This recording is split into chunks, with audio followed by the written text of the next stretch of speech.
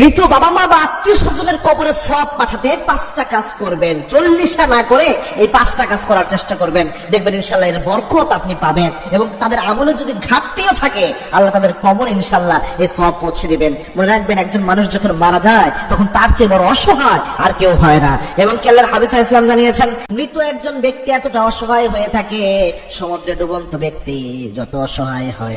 এবং কোন মানুষ যখন মারা যায়, আল্লাহর হাবিব সাল্লাল্লাহু আলাইহি ওয়াসাল্লাম জানিয়েছেন, কোন মানুষ যখন মারা যায় আল্লাহ রাব্বুল আলামিন তার সওয়াবের সমস্ত রাস্তা বন্ধ করে দেয়, শুধুমাত্র 3টা সওয়াবের রাস্তা খোলা থাকে।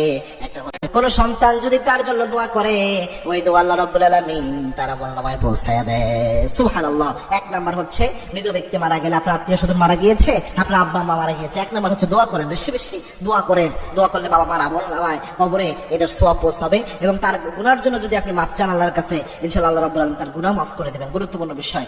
2 নাম্বার হচ্ছে, আপনি যে কাজটা করতে পারেন, তার যদি কোনো ঋণ থাকে, এই খোঁজ যদি আপনি জানেন, তার ঋণকে পরিশোধ করার ব্যবস্থা সন্তানরা নেওয়ার চেষ্টা করবেন। অথবা আপনার কোনো আত্মীয় মারা গেছে, আপনি তার ঋণ থাকলে ঋণ পরিশোধের ব্যবস্থা করবেন। একজন ভাইয়ের ঋণ পরিশোধে সহযোগিতা করা বা আপনার আত্মীয়র ঋণ পরিশোধে সহযোগিতা করা, এটা অনেক ফজিলতপূর্ণ একটা ইবাদত। এটা দিয়ে আল্লাহ আপনাকে এমন পুরস্কার দিতে পারে যে আপনি কল্পনাও করেন নাই। এজন্য এটা করবেন। ঋণ যদি থাকে, এটা যেন কবরে আযাবও হতে পারে। 3 নাম্বার হচ্ছে, তার যে বন্ধু বান্ধবরা ছিল, তার যে নিকট আত্মীয়রা ছিল, তার যে ভাই ব্রাদাররা ছিল, তাদের খোঁজ খবর নেবেন, তাদেরকে হাদিয়া দিবেন, তাদের কাছে হাদিয়া দিয়ে দোয়া নেবেন। এই দোয়াগুলো যদি নিতে পারেন, এগুলোর মাধ্যমেও তার কবরে ইনশাআল্লাহ সওয়াব পৌঁছে যাবে। 4 নাম্বার হচ্ছে, যারা সন্তান রয়েছে, সন্তানদের নেক কাজ অনেক সময় বাবা মার আমলনামায় পৌঁছে যায়। সন্তানরা যত ভালো কাজ করে, সন্তানরা যে তাসবিহ করে, সন্তানরা যে রোজা রাখে, নফল রোজা, নফল নামাজ, এই সব আব্বা আম্মার আমলনামায় একটা পার্সেন্টেজ যায়, কারণ একজন নেক সন্তান সে দুনিয়ায় রেখে গিয়েছে। গুরুত্বপূর্ণ একটি বিষয়। এবং সর্বশেষ, সদকায়ে জারিয়ার প্রজেক্টের মতো করে কিছু কিছু প্রজেক্টে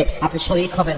সদকায়ে জারিয়া রয়েছে, এরকম কাজে আপনি শরীক হবেন তার নিয়ত করে। অর্থাৎ এক জায়গায় মনে করেন একটা গাছ লাগিয়ে দিলেন, গাছ লাগালেন এই নিয়তে যে এটা গাছের অক্সিজেন যত মানুষের কাছে পৌঁছাবে, এটার সওয়াব যেন তার আমলনামায় পৌঁছায়। এক জায়গায় মানুষ চলাচল করে, ওই জায়গায় যাত্রী ছাউনি করে দিলেন তার জন্য, এটার সওয়াব তার আমলনামায় পৌঁছাবে। এরপরে একটা মসজিদের নির্মাণ চলছে, ওই জায়গায় আপনি কিছু দান করলেন তার জন্য, যে টাকা দিয়ে আপনি ওই 40টা করেন, এই টাকার কিছু অংশ দিয়ে আপনি ওই জায়গায় দান করে দেন একটা মসজিদে, দেখবেন যতদিন পর্যন্ত কিয়ামত পর্যন্ত মসজিদ থাকবে, একটা সওয়াবের ভাগ তার আমলনামায় পৌঁছাবে। মাদ্রাসা প্রতিষ্ঠার ক্ষেত্রে ওইখানে দান করেন, এরকম সদকায়ে জারিয়া হয়, কিয়ামত পর্যন্ত সওয়াব হবে। এরকম অনেক জায়গা রয়েছে, এই জায়গাগুলোতে দান করেন, ইনশাআল্লাহ সওয়াব পৌঁছাবে। হ্যাঁ, একান্ত যদি মানুষকে খাওয়াতে হয়, অনেক অসহায় দরিদ্র মানুষ রয়েছে, তাদেরকে আপনি একবেলা খাওয়াতে পারেন, খাওয়িয়ে তাদের কাছে দোয়া নিতে পারেন, এতে কোনো আপত্তি নেই। তবে বাধ্যতামূলক মনে করা যাবে না যে মানুষ মারা গেছে এখন খাওয়াতে হবে 3 দিনে আর 40 দিনে, এটা মনে করলে এটা বেদাত হবে। এটাকে যদি মনে করেন বাধ্যতামূলক, তবে আপনি চাইলে অসহায় দরিদ্র এরকম মানুষ খাওয়াতে পারেন। 40 করলে যে জিনিসটা হয়, অনেক ক্ষেত্রে বড় লোকরাও, অনেক ধনাঢ্য পরিবারের মানুষরাও, সমাজের ধনী ব্যক্তিরা, তারাও বসে খাওয়ার জন্য, খাওয়ার শেষে অনেক সময় একটু খাবার কম বেশি হলে যাইতে যাইতে বদনাম করতে করতে যায়। এই জিনিসটা যেন না হয়, এই জন্য এই ধরনের জিনিসে টাকা বেশি খরচ না করে এই 5টা বিষয় বিশেষ করে আপনি চেষ্টা করেন এগুলো খরচ করার জন্য। বিশেষ করে সদকায়ে জারিয়া বা অর্থাৎ সারা কিয়ামত পর্যন্ত সদকার রাস্তা খোলা থাকবে, এরকম জায়গাগুলোতে তার নিয়তে দান করেন, কবরে আমলনামায় সওয়াব পৌঁছাতে থাকবে।